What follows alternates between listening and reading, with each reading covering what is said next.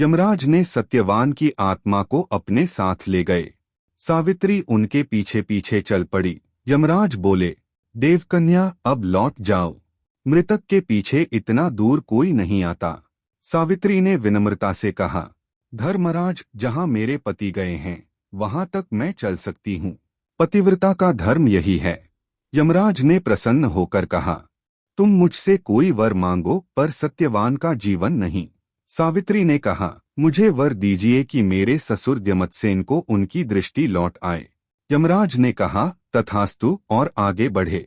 सावित्री फिर पीछे पीछे चली।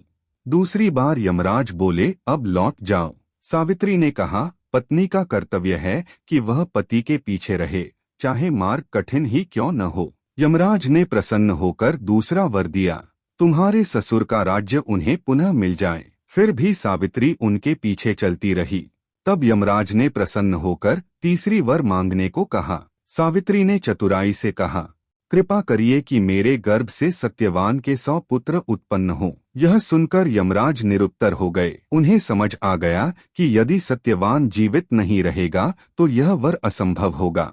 उन्होंने कहा, सावित्री, तुम्हारी बुद्धि, भक्ति और पतिव्रता से मैं प्रसन्न हूँ। जाओ, तुम्हारा पति पुनः जीवित होगा। क्षण भर में यमराज लुप्त हो गए और सावित्री ने देखा सत्यवान जीवित हो चुके हैं।